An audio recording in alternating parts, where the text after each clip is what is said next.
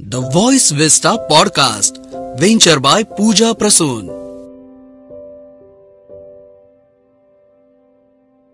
The Voice Vista presents Candid Podcast Poetry Storm, Whispers of Poets and Ghazals.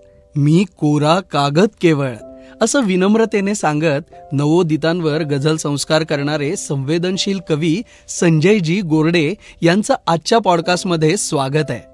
अतिशय बिकट परिस्थितीचा सामना करत त्यांनी स्वतःला घडवलं. नोकरीनिमित्त ते नाशिकमध्ये स्थायिक झाले आणि इथे इतके रुळले की त्यांनी गोदावरी नदीलाच आपली सख्खी बहीण मानलं. महिंद्रा अँड महिंद्रा कंपनीत नोकरी करत असताना गझल, कविता, स्फुट लेखन, चिंतनीय लेखन करणारा हा गझल यात्री जेव्हा गझल कट्ट्यावर विसावतो तेव्हा त्यांच्या अवतीभोवती असते साहित्यिकांची मांदियाळी. आज कॅन्डिड पॉडकास्ट पोएट्री स्टॉर्म मध्ये ऐकूया संजयजी गोरडे यांच्या गझल आणि कविता. नमस्कार मित्रहो, welcome to Voice Vista Venture by Pooja Prasoon. मी संजय गोरडे माझ्या काही कविता घेऊन आपल्यासाठी आलोय. कन्सेप्ट अशी आहे की एखादी कविता जिच्याबद्दल मला विशेष प्रेम आहे आणि ती का कशी आली, तयार झाली याबद्दलही मी सांगावं. तर माझ्या पुस्तकातील पहिलीच कविता, प्रेम नक्कीच अद्भुत काहीतरी, ही कविता मी आपल्यासाठी सादर करतो आणि त्यानंतर मी आपल्याला तिच्या जन्माची किंवा तिच्या एकूण गोष्ट सांगतो.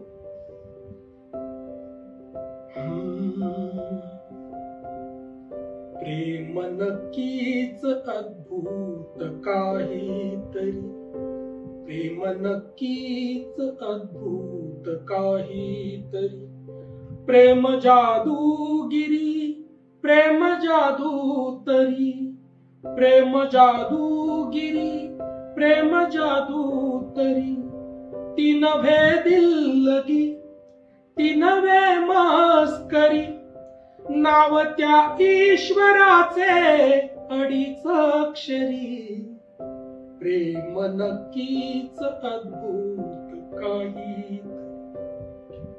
मित्रहो, ही कविता ज्या चालीत आपण ऐकत आहात त्या ती चाल ऐकल्यानंतर तुम्हाला कुठलं तरी एखादं हिंदी गाणं वगैरे त्याची चाल आठवत असू शकेल. आणि ते गाणं होतं अगदी 15-20 वर्षापूर्वी ऐकलेलं जावेद अख्तरांचं गाणं, आफरी आफरी आफरी आफरी आफरी आफरी, उसने जाना की तारीफ मुमकिन नहीं.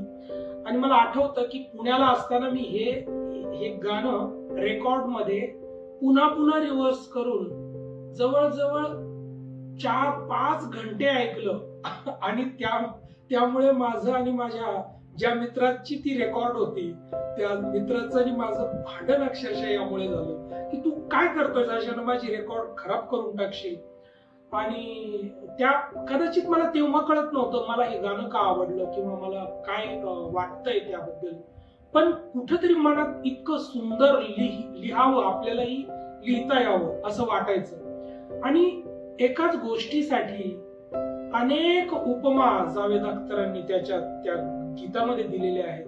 मी त्याचं अनेकदा वाचनही केलं लिहून, आणि असं वाटलं की लिहावं तर इतकं कॉम्पॅक्ट, लिहावं ते इतकं सुंदर, लिहावं ते इतकं मोजून मापून, पण मग त्याला अवकाश होता. जेव्हा मला लिहिणं जमायला लागलं, जेव्हा मी लिहायला लागलो, त्यानंतर कधीतरी राहून ती आठवण यायची की मला असं गाणं कधीतरी लिहायचंय. आणि एक दिवस कुठून तरी अशी ओळ सुचली की प्रेम नक्कीच अद्भुत काहीतरी. म्हटलं अरे वा, हे त्याच मीटर मध्ये येत आहे. आणि मग सुरू झालं त्या एका ओळीच्या पाठपुरावा, त्या ओळीच्या जमिनीत पुढे लिहिण्याचं आव्हान पेलण्याची सुरुवात. आणि मग मी लिहू लागलो, प्रेम म्हणजे उमलती कळीला जरी, प्रेम स्वप्नात रेंगाळणारी परी, प्रेम कविता कथा प्रेम कादंबरी, प्रेम मागे पुढे जन्म जन्मांतरी, प्रेम म्हणजे उन्हाळ्यात श्रावण सरी, प्रेम म्हणजे हवीशी जखम भरजरी, प्रेम वृंदावनी वाजते बासरी, प्रेम म्हणजेच राधा खुळी बावरी, प्रेम नक्कीच अद्भुत काहीतरी, प्रेम नक्कीच अद्भुत काहीतरी, काय सांगू कुणाला किती वाटते, का जीवाला जीवाची भीती वाटते, काळजाच्या छताला तुझे आरसे, मन तुझ्या फक्त वाटेत वेडे पिसे, व्यर्थ वाटे सडोळे कुळ्याचा हुली, व्यर्थ आभास हा पावलो पावली, काय आहे बरे प्रेम म्हणजे तरी, काय आहे बरे प्रेम म्हणजे तरी, प्रेम माझ्या तुझ्यातील गोदावरी, प्रेम नक्कीच अद्भुत काहीतरी, प्रेम नक्कीच अद्भुत काहीतरी. आणि मग अजून एक गंमत त्या गीतात मला घ्यायची होती की जसं ते एका उतार्यात त्यातल्या एका अंतर्यात म्हणतात की आंखें देखी तो मैं देखता रह गया, आणि पुन्हा त्या डोळ्यांविषयी अनेक वेगवेगळ्या उपमांनी बोलत राहतात. मलाही असं वाटलं की अशी एखादी गोष्ट असावी जिच्याबद्दल मी पुन्हा पुन्हा बोलावं. मग मी आठवणीबद्दल बोललो.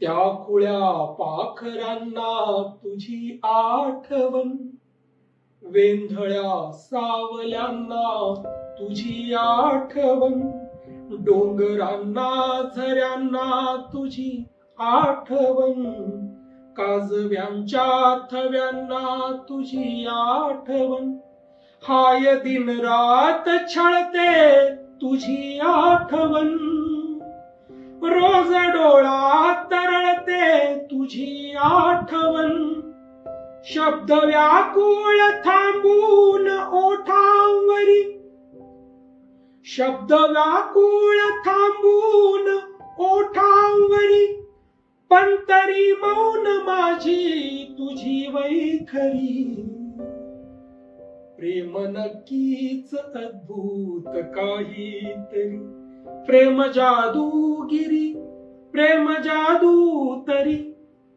तीन वे दिल लगी तीन वे मस्करी, नाव त्या ईश्वराचे अडीच अक्षरी, प्रेम नक्कीच अद्भुत काहीतरी, प्रेम नक्कीच अद्भुत काहीतरी.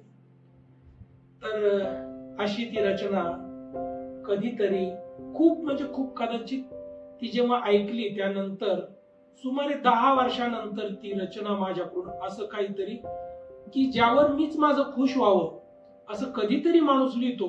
जरी आपण आपल्या कविता आपल्याला आवडत असल्या तरी कधीतरीच आपण आपल्या कवितेविषयी आपल्याला छान वाटतं की नाही हे असं काहीतरी मी लिहिलंय.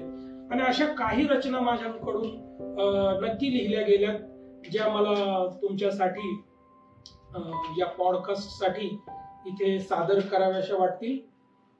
आज कविताच ऐकवतोय तर कवितेविषयी सांगू पाहणारी एक कविता आहे माझी. ती कविता आपल्यालाही आवडेल आणि मलाही आवडली आहे. बघूया ती आपल्याला कशी वाटते. कविता म्हणजे, कवितेचं शीर्षक आहे कविता म्हणजे. कोऱ्या कोऱ्या कपाळावर कुंकवाचा साज असते, कोऱ्या कोऱ्या कपाळावर कुंकवाचा साज असते, जाणीवेने नेणिवेचा ऐकला आवाज असते. कोऱ्या कोऱ्या कपाळावर कुंकवाचा साज असते. जाणीवेने नेणिवेचा ऐकला आवाज असते. हृदयावरच्या कुठल्या तरी कर्जाचं व्याज असते. कविता म्हणजे व्यक्त होण्याचा नवा अंदाज असते. प्रत्येकाच्या हृदयामधला नाचणारा मोर असते. प्रत्येकाच्या हृदयामधला नाचणारा मोर असते. कविता म्हणजे अक्षराला आशयाला कविता म्हणजे अक्षराला आशयाचा घोर असते. प्रत्येकाच्या हृदयामधला नाचणारा मोर असते. कविता म्हणजे अक्षराला आशयाचा घोर असते. निरागस हुंदडणार उघडनागड पोर असते. निरागस हुंदडणार उघडनागड पोर असते. कविता म्हणजे शबरीचं अर्ध उष्ट बोर असते. जन्मावरचा रोष असते, आतला आक्रोश असते. जन्मावरचा रोष असते, आतला आक्रोश असते. आपणच आपल्या भोवती घातला हैदोस असते. स्वतःमध्ये गुरफटलेला एक रेशीम कोश असते. कविता मात्र इतकं सगळं करूनही निर्दोष असते. कविता म्हणजे काय असते बघा. दुःख असते, विष असते, ओठ असते, दंश असते. दुःख असते, विष असते, ओठ असते, दंश असते. भोगलेल्या प्राक्तनाचा लाघवी सारांश असते. आणि मर्त्य देहाला मिळाल्या वेदनेचा वंश असते.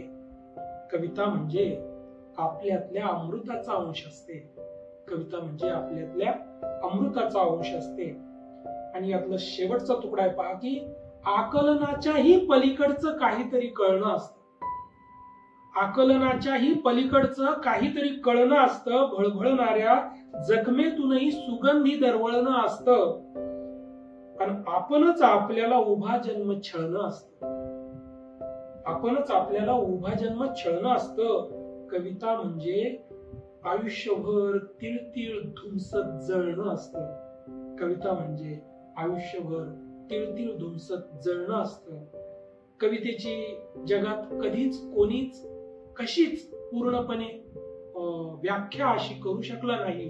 पण कविता म्हणजे काय काय असतं ते मी माझ्या परीनं मला जेव्हा जेव्हा जे जे जाणवलं वाटलं ते या कवितेद्वारे आपल्या समोर ठेवलं आहे.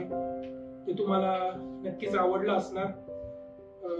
याबरोबरच आणखी एखादी कविता, नुकताच पाऊस पडतोय तर एखादी पावसामुळे पावसाच्या निमित्ताने कविता व्हावी असं वाटतंय. बघूया आपल्याला कशी वाटते. स्वच्छंद वाहतो धुंद मोसमी वारा, आषाढ घनांच्या कोसळती जलधारा. स्वच्छंद वाहतो धुंद मोसमी वारा, आषाढ घनांच्या कोसळती जलधारा. दरवळतो मातीचा उन्मत्त सुवास, दरवळतो मातीचा उन्मत्त सुवास. आणतो शिरशिरी मुसमुसल्या अंगास, पाऊस नव्हे हा प्रणयाचा मत्त निखारा. पाऊस नव्हे प्रणयाचा मत्त निखारा, आषाढ घनांच्या कोसळती जलधारा. ओसरीत थेंबांचाच उतावीळ नाच, ओसरीत थेंबांचाच उतावीळ नाच. खिडकीची भिजते उत्सुक हळवी काच, दारात खेळती शुभ्र रुपेरी गारा. आषाढ घनांचा कोसळती जलधारा. आणि चौफेर उधळते नुसते पाणी पाणी, धो धो फेसाळत फिरते राणो राणी. तृप्त तो भुईचा तहानला गाभारा, आषाढ घनांच्या कोसळती जलधारा. ढेकूळ असे विरघळते लोण्यावानी, ढेकूळ असे विरघळते लोण्यावानी. बेभान वाहते गढूळ मातकट पाणी, आभाळ भुईच्या जुळून आल्या तारा. आषाढ घनांच्या कोसळती जलधारा. स्वच्छंद वाहतो धुंद मोसमी वारा, आषाढ घनांच्या कोसळती जलधारा. तर अशा प्रकारची पावसाची कविता झाली. आणि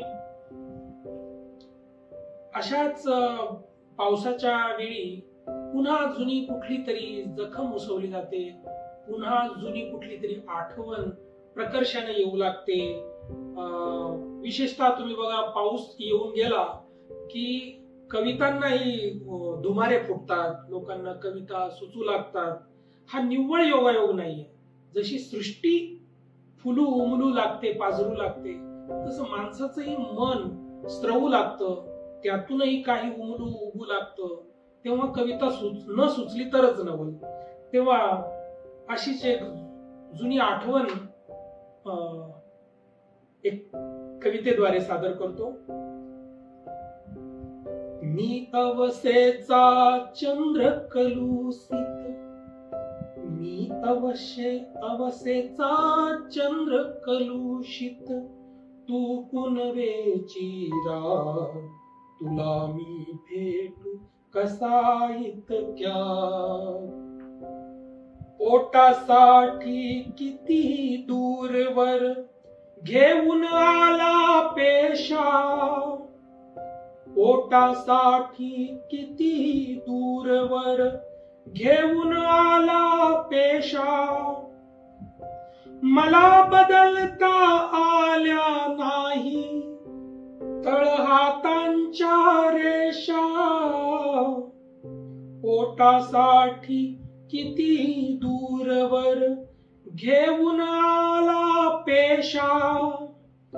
मला बदलता आल्या नाहीत तळहातांच्या रेषा. आठवणींची राख पुन्हा, आठवणींची राख पुन्हा, आठवणींची राख पुन्हा तू बांधू नको पदरा, तुला मी भेटू कसा इतक्यात. तू दिसता किंचित कोठेही फुलून येती बागा, तुझी सावली मनात जपतो एक उन्हाळा जागा. हृदयामध्ये गाव तुझे, हृदयामध्ये गाव तुझे, हृदयामध्ये गाव तुझे अन नाव तुझे ओठा, तुला मी भेटू कसा इतक्या. मी तृष्णेचा सागर झालो, सागर माझी तृष्णा, हसताना दिसतो राधे पण व्याकुळ आतून कृष्णा.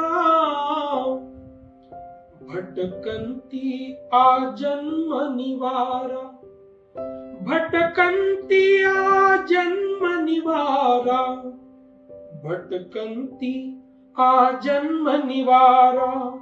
फक्त तुझ्या हृदयात तुला मी भेटू कसा इतक्या. नकोच ती स्वप्नांची दुनिया स्वैर किनाऱ्यावरती, नकोत त्या आभासी लाटा, नकोच खोटी भरती. पुन्हा तुझी येते आरोळी, पुन्हा तुझी येते आरोळी, पुन्हा तुझी येते आरोळी. अडकवते जाळ्यात तुला मी भेटू कसा इतक्या. शेवटचा तुकडा यातला की हे फासे असतात कुठे अगदीच निसटण्या जोगे, हे फासे असतात कुठे अगदीच निसटण्या जोगे. पुन्हा पुन्हा माघारी फिरतो वेडे आपण दोघे. हात पुन्हा तेव्हाच सारखे, हात पुन्हा तेव्हाच सारखे, हात पुन्हा तेव्हाच सारखे, येतील का हातात तुला मी भेटू कसा इतक्या. मी अवसेचा चंद्र कलुषित, तू पुनवेची रात, तुला मी भेटू कसा इतक्या. अशा प्रकारे ही एक अशी कविता आपल्या समोर सादर केली. खूप साऱ्या कविता आहेत अशा. एक कवीसाठी कविता सादर करतो. कवीवर म्हटलं तर एक उपरोध आहे, आपण समजून घ्याल. इथे मी म्हणतोय की खोटी दाढी झब्बा कोट, गळ्यात सत्काराची शाल. खुरटी दाढी झब्बा कोट, गळ्यात सत्काराची शाल. कवित्व म्हणजे फक्त एवढंच, मनात माझ्या नित्य सवाल. कविता एकच एक नव्हे, निव्वळ तेच तेच नव्हे. कविता एकच एक नव्हे, निव्वळ तेच तेच नव्हे. कविता म्हणजे इतक्या लवकरही सुटणारा पेच नव्हे. आणि अजून माझ्या कवितेवरती चालत नाही माझे पोट. अजून माझ्या कवितेवरती चालत नाही माझे पोट. माझ्यामध्ये असेलही पण कवितेमध्ये नाही खोट. मी नाही जुळवीत आता या वृत्तछंद शब्दांचा मेळ. मी नाही जुळवीत आता या वृत्तछंद शब्दांचा मेळ. मी पक्का जाणून आहे हा बंधन मुक्तीचा खेळ. आणि पक्का जाणून आहे मी हा बंधन मुक्तीचा खेळ. शब्दांचा बाजार नव्हे, माईकचा आजार नव्हे. शब्दांचा बाजार नव्हे, माईकचा आजार नव्हे. मी किंवा माझी कविता ही रसिकांची लाचार नव्हे. कळपाने राहत नाही, मी प्रवाहात वाहत नाही. कळपाने राहत नाही, प्रवाहात वाहत नाही. एक खंत ही आहे की मी बंधन पाळत नाही. माझा कुठला गट नाही, त्यासाठी फरफट नाही. माझा कुठला गट नाही, त्यासाठी फरफट नाही. पण माझे ही मत आहे आणि त्याला किंमत आहे.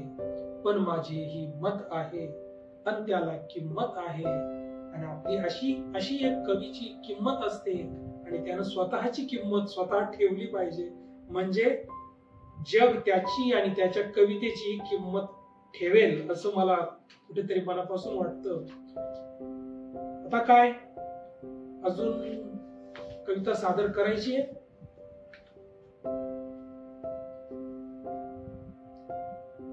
धन्यवाद आयुष्य ही कविता जाता जाता सादर करतो की थँक्स टू लाईफ. धन्यवाद आयुष्या. जखमांचा शृंगार दिला, अगदी वारंवार दिला. जखमांचा शृंगार दिला, अगदी वारंवार दिला. धन्यवाद आयुष्या, तू मला तुझा आधार दिला. भटकंती रक्तात दिली, भटकंती रक्तात दिली अन काटेरी वाट दिली. भटकंती रक्तात दिली अन काटेरी वाट दिली. कफल्लकाचे सोंग दिले, दिलदारी पदरात दिली.